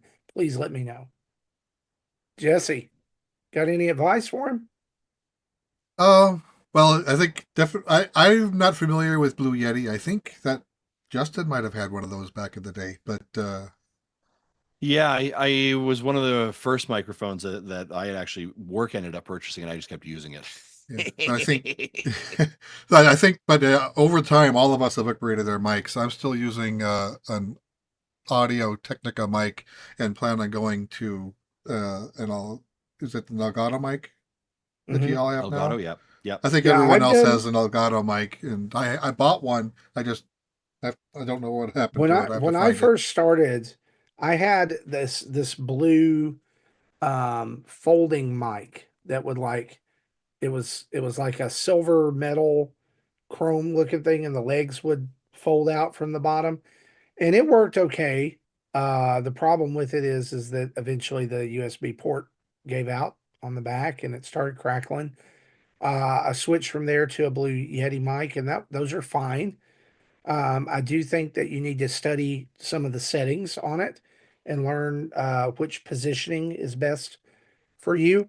But also, I eventually moved to the Elgato mic with Wavelink and all that, and it's been a lot better. I do think that it's very important that you look up some YouTube tutorials about how to configure your audio in like OBS or whatever it is that you're using to stream, simply because it's not a lot of times the best audio is not plug and play. It's not just plug it in and go.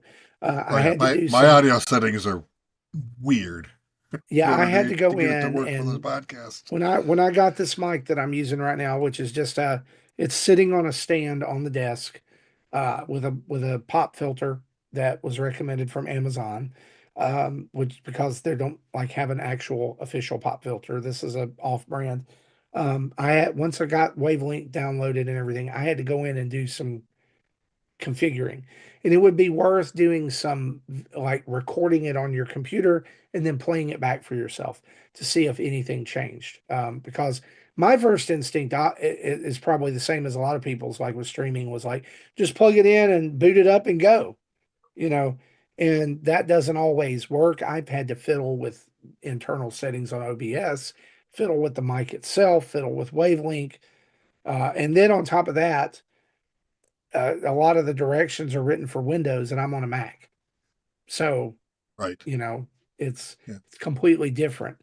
And it's But also dependent mic over mic, whether it wants you to have you're really up close to the mouth or not. You know, yes, Justin looks like he's maybe 6 inches away from his. I'm like 2 feet away from mine. It all depends on how well it's designed to pick up Yeah. wide area versus close area. and just for you know for tech specs, Justin and Tim and I all use the same mic. And Justin, it looks like you and I have the same kind of pop filter on ours, and I know Tim does too. I think his is turned sideways on his, but it's worth taking a look at, and worth saving up a little bit for. I mean, as you Yeah. are able to, you can get those, and there's a brand new, like I have the Elgato Wave 2, the Wave 3 is out now, and Yeah, I so think I bought a Wave 3. I just have to Yeah. Me figure out what too. I did with it. yeah, that's $150. But with Elgato products, I feel like you kind of get what you pay for. I've enjoyed those, and Yeah. they do seem to be a little bit more responsive than and easier for podcasters than and streamers than Y- others. Yeah, and I would say like about the quality of our first show, which was quite funny. Our first couple shows, especially my audio, I didn't have a microphone. I was literally using like the in-ear microphone on like Apple earbuds back 10 years ago, and I was like Oh wow. talking into them like this, which is why the quality sounded so horrible. And at first I was like, I don't really care about sound, and I remember like going back and listening to some of those episodes. I was like, oh, I'm really bad. Like my sound is really, really bad comparatively. And so like for me, yeah, eventually it was just fine moving through some microphones. And unfortunately, like it's a bit of the investment of the podcasting is to find out what really works for you. What I'll say about the Elgato ones that all of us have, and I know it's like 9 months away now. Elgato has really good Black Friday deals, and as a matter of fact, most of my equipment that I buy on Elgato, I actually buy during the Black Friday deals because they're like 30 to 40% off, which is always great. But Yeah, like, yeah, once you sort of find those settings and once you find what's comfortable for you, and that's actually I know it sounds crazy. It's actually one of the reasons I actually listen back to our shows typically every week. At least the first like 10 minutes is to hear like, okay, was the audio well for my own levels and listening to everybody else's as well. So there. um yeah. I would say too that there are also a lot of or several Elgato products went on sale this past year during the Amazon deal days Oh yeah, yeah, yeah, that that's a they good one do too. during the summer. And they actually have a brand new mic out right now called the Wave Neo Hmm. that is only $90, and it's supposed to be great. Their tagline for it is "Great audio made easy." It's meant to be something that you don't have to do a lot of fiddling with, Yeah. and so your environment that surrounds you is also important. I mean, like I record here in my bedroom, and I just have to make sure like nobody's around. That I don't need people busting up in the background or whatever. But Yeah. most of And the I time when put I up record, some soundproofing yeah, against the walls in front of me, and that did help some of the echoing bounce back. yeah. So it's I guess what we're trying to say is that it is a lot of times it's trial and error, right?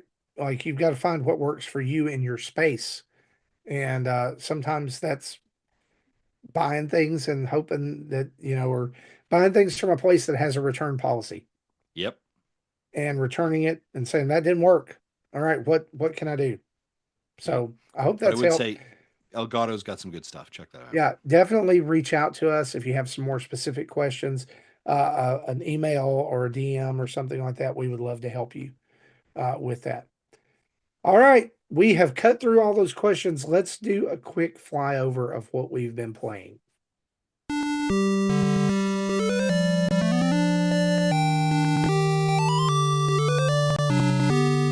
All right, Jesse, going to you first this week. What you been playing?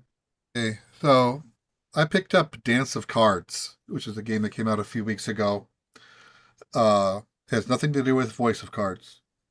I think few people asked me that, and this was something actually that multiple people added me at, saying this, check this out and see what you think.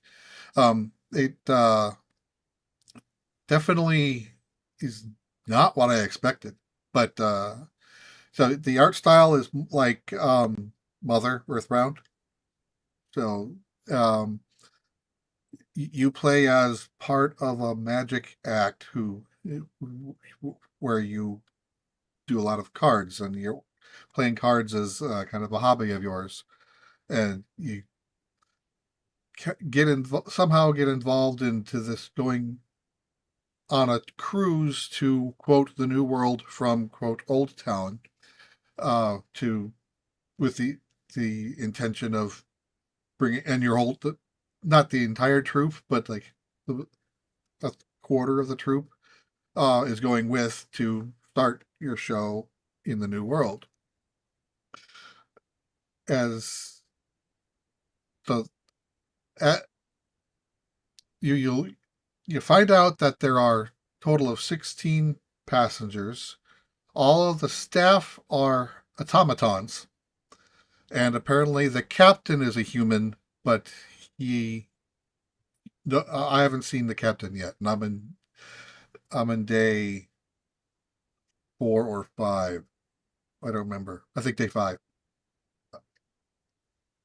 What Early on the voyage, once you've fully gotten into sea and you can't see land anywhere, the the robotic staff turns on you and makes you play games against each other where they will kill the loser, one person a day, and don't know what their ultimate goal is yet. And so far, when they kill someone, they're gone, and people talk about it, people react to it, people, there's elements of self-harm involved. uh People are investigating, trying to figure out what's going on. So it's, but so I'm invested in this story. I like where this is going. In terms of gameplay, it's more of a visual novel that has some card game elements. You do play Texas Hold'em, but I think each hand is staged. Like there's no way, like there's every hand is at least a three of a kind or better. No real poker game would do that. So like these, if you want to play wanting a poker game, this isn't a poker game. This is just a game that has poker-ish elements in it. So it definitely knowing how to play poker helps, but you'll get a full house and your opponent will have a better full house, and there's nothing you can do about it. And that each of the players have passive and active abilities that you can do. Like, oh, I was playing against a trying to like a spiritual medium who was being possessed by a ghost. So I was playing against the ghost, and one of her abilities is to remove the suits from my hand. And so I was playing a flush until magically I didn't, because I only had 3 clubs out of my 7 cards. So Hmm. I lost that hand. So a lot of a lot of the abilities are just bull. Like, what the? I was going to win this hand and now I didn't. You had abilities too, but not still the only ability I've been able to do is I can trade a card with someone, but Hmm. I don't know what I'm going to get until I get it. Some abilities let will force other people to drop chips, lose a card, uh, show a card. Uh, so it's kind of chaos, and, That and sounds everyone has a difficult. different set of abilities, and you're able to like talk to people, make bonds with them, recruit people to play on your side. So, um, like it's like you play, and the actual when you actually play a game of poker, it's they do elimination every 2 or 4 hands instead of only when they run out of chips. So say if I know that an elimination is happening on the 4th hand, if I win big on the first hand, hands 2, 3, and 4 is just fold, fold, fold, fold, fold. Don't risk anything. I know I'm not going to lose. And then at the end of the Yeah. 4th hand, the one with the lowest chips will get eliminated, and then you keep going. And when you're playing with there's a when you play at night, you play teams. So like I can play by myself with one other person or with 3 other people. And as long as someone on my team is still in the game, our team is good. Even though so I normally pick 2 people instead of 4 people because we start with more chips that way. But if my partner gets eliminated, doesn't mean we're gone yet. But if both of us get eliminated, then we have to play the final death game. And if we lose the death game, that's a game over. Restore from a save state and try it again. I've only gotten into one game over state that I've had to reboot from, and Hmm. sometimes like I'm playing where I'm at now.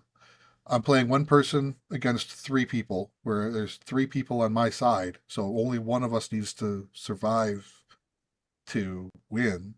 But she starts with, I think, 4,000 chips, and each of us only starts with 1,000. So we're already running behind. We need to knock her down at least 2,000 chips to have you know to end up having more chips than her. So yeah, not a really fair or good poker game, but good story if you treat it like a visual novel. Gotcha. Cool.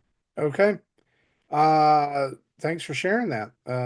Tim writes in that he has been playing Xenoblade Chronicles 3 and is currently in chapter 5. He's also played Civilization 7, which has a first look out on our channel right now over on YouTube if you're interested in that. Also, over there on YouTube, he's got a first look at Genome Guardian, and he's also been playing a game called Luxor Evolved. Justin, what about you? What have you been playing? I'll make it real fast. Playing a little bit more Xenoblade Chronicles 3. Next week, we're going to have our conversation about it. So get tuned in for that one. And didn't have a lot of time to game this week, but I have punched in some hours in Fortnite. And I have now passed the level 101 on my battle pass this month. And that was just to just get stuff done. Hey, did you notice that in the bonus stuff, past level 100, it now takes 2 levels per item? Yep. Sucks. Yep. They definitely know how to drag that out, don't they? Yep. And they're doing that because now it's the whole you get every pass, right? Yep. So I mean, it sounds great until you realize now you have to go to like level 160 Yeah. to get everything because they're now starting to hide more items that are like to finish off sets. They're hiding it in those bonus tiers afterwards. And I've enjoyed this season. Let me say that I enjoyed it till about the middle of January, and I was like, okay, I've done pretty much everything on board. Hmm. Like, there's no new weapons. There's Godzilla, but okay, whatever, Yeah. you know. It just kind of got old, and have you seen that the next season that's coming out is another heist theme? I did. I saw that leak And today. I was like, man, really? Okay. There's always one. There's always a heist or a criminal Yeah. theme in every chapter, and this is it. So, I've also been playing Fortnite. You got any other games that you've been playing? That's it. Okay, I'll go through mine really quick as well. I've got a first look up on our YouTube channel of the brand new DLC for Teenage Mutant Ninja Turtles Splintered Fate, which is called the Junkyard Jam. This adds Casey Jones as a fifth choice to play as, and adds the quest line where you go to the punk yard, which is where all of the like frogs are, like Genghis Khan or Genghis Frog, I think is what they call him, Attila the Frog. So, and they're enemies in this game. So it's a separate quest line. Once basically what happens is once you beat the boss of stage 2, who is always Karai, you can choose to continue to follow the main quest line and go, in that direction, or you could choose to take a detour to the punk yard. And Casey Jones is a lot of fun to play. It adds in some different abilities and stuff as well, and just some neat things. And so if you like that game, like if you're a big Hades fan or you're a big Turtles fan, this is like a not miss game because they do such a great job with the Turtles IP, and it's a lot of fun. And so I think you should check that out. And there's a new bundle that just came out today, or yesterday. So if you don't have the game at all, you can get it in the DLC for a little bit of a discounted price in the eShop. And then the other game that I've been playing, actually, Koopa Kid 80, David Baleka put me onto this one. It's called Super Alloy Ranger, and it is a game that's out on Steam as well as Nintendo Switch right now. Um, a side-scrolling action game where you play as either Kelly or Combat Robot Number Two, who are like the Mega Man and Zero of the series. One is a shooter, the other has a sword. And so you go challenge levels, you unlock new abilities. Very Mega Man X ish. So if you're a fan of Mega Man X, this is definitely one to check out. It was like $7.99 on the eShop, Nice. and I haven't got to play too much of it, but it looks really great and feels really great as you're playing it. Like it, real snappy. I mean, very responsive controls as a game like that would need. So definitely one you might want to check out if you're into those types of games. And that is what we've been playing. And that this week is the end of our show. And so as we close out episode 515 this week, again, we want to say a huge thanks to every one of you who supports us over at patreon.com/Nintendo Dads, but especially our Patreon producers, Dave Ernsberger and Jacqueline Amira, as well as 100 plus other patrons. Again, thank you for keeping the lights on over here at Nintendo Dads HQ. Thank you to the 20 plus Twitch Prime subscribers. We have over 1,450 Twitch followers and nearing 8,000 YouTube subscribers. We really appreciate you. Thank you. We wouldn't be here if it wasn't for you.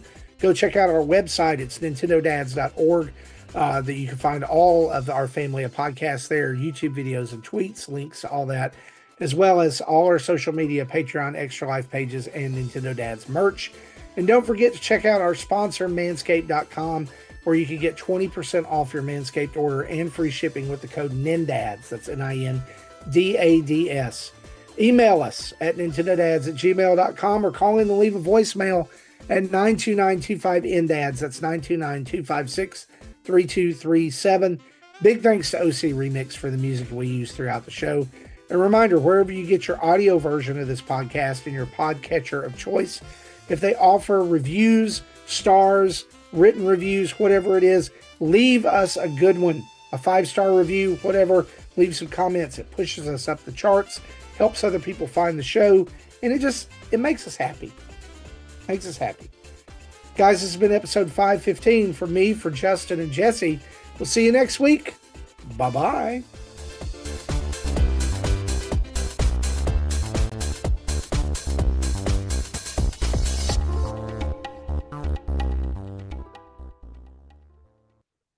Thank you for listening to Nintendo Dads.